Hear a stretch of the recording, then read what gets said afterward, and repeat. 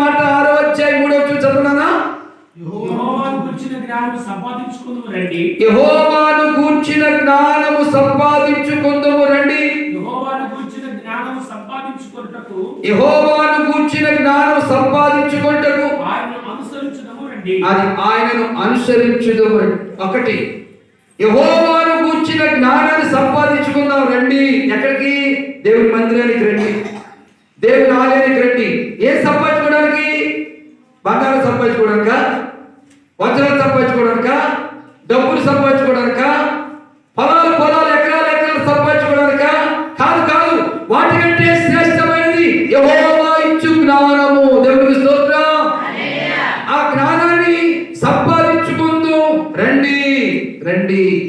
ఇది దైవ జ్ఞానం కాదు, లోక జ్ఞానం కాదు, ప్రకృతి జ్ఞానం కాదు. ఈ లోక జ్ఞానం వెరితరమే.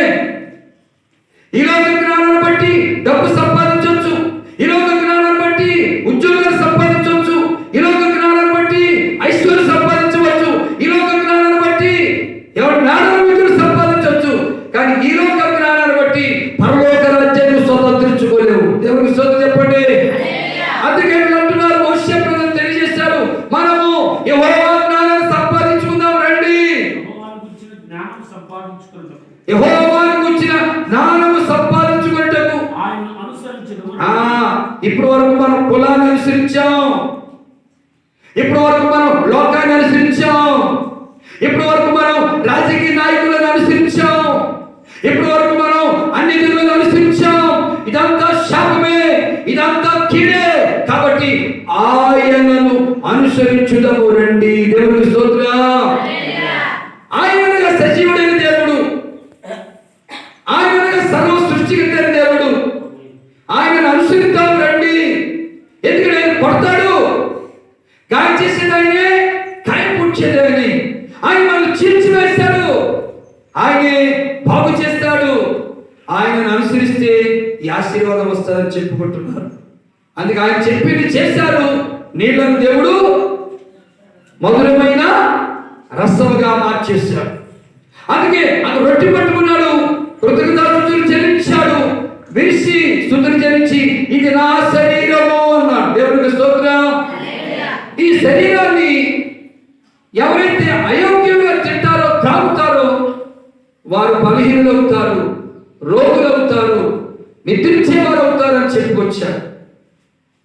అందుకే మీరు శిక్షావిధి కలుగుటకే తినుచు త్రాగుచున్నారు, అలా తినొద్దు, అలా త్రాగొద్దు. కాబట్టి మీ మనసు మార్చుకోనండి, మీ ఆలోచన మార్చుకోనండి, మీ ప్రవర్తన మార్చుకోనండి అని హెచ్చరిక చేస్తున్నారు. మరి ఎంతమంది మార్చుకుంటారు? మార్చుకున్నాం కదా, మారు మనసు పొందాం, మార్చుకున్నాం కదా, నీటి బాప్తిని తీసుకున్నాం, మార్చుకున్నాం కదా, శరీరం తినడానికి వచ్చాం, రక్తం త్రాగడానికి వచ్చాం అని చెప్పుకుంటున్నాం. మనం తినేస్తున్నాం, త్రాగేస్తున్నాం. మరి ఎందుకు వస్తుంది శిక్ష?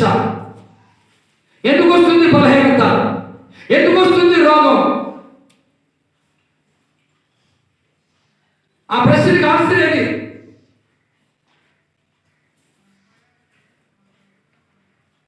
ఎందుకు వస్తుందంటే, మన మార్కెట్కి వెళ్ళేలాగైతే మంచి వంకాయలు ఏరుకుంటాం, మంచి దోసకాయలు ఏరుకుంటాం, మంచి ఉల్లిపాయలు ఏరుకుంటాం, మంచి బెండకాయలు ఏరుకుంటాం. ముదురుకొని వేసుకుంటారు ఎవరైనా? మాగిపోయిన టమాటా వేసుకుంటారు ఎవరైనా? ఏ పరీక్షిస్తున్నావు కదా, పరిశీలన చేస్తున్నావు కదా, పరిశీలన చేసి పరీక్షించి మంచి వేసుకొని తీసుకొస్తావు. ఆ ఇంటికాడ అమ్మంటారు, బలే కాయలు తెచ్చేవాడు బాగున్నాయి.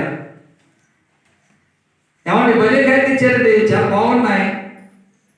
మన అటు రోడ్డు మీద చూస్తే నరిగిపోయి మాగిపోయి తీసుకోలేదు అంటారు. మంచి తెస్తే అలాగే నువ్వు మంచి ఆలోచనతో, మంచి తలపుతో నిన్ను నువ్వు పరీక్షించుకొని ఆ శరీరం తింటే, ఆ రక్తం త్రాగితే నీకు హాని జరగదు, నీకు కీడు రాదు, నీకు వ్యాధి రాదు, నీకు బలహీనత రాదు.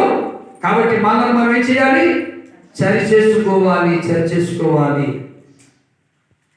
అందుకే అన్నాడు కదా, దావీదు అన్నాడు, ఈ అన్యజనులంట, ఈ లోకస్తులంట ఏం మాట్లాడుతున్నారు?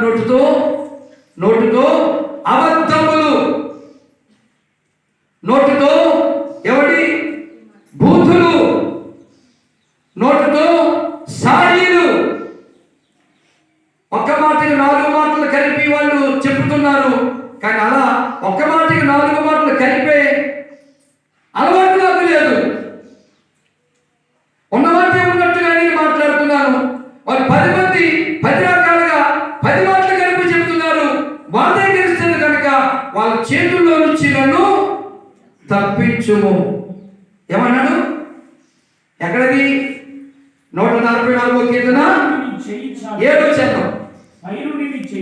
144:7 అదిగా, పై నుండి నీ చేయి చాపి చూసారు నన్ను తప్పించుము.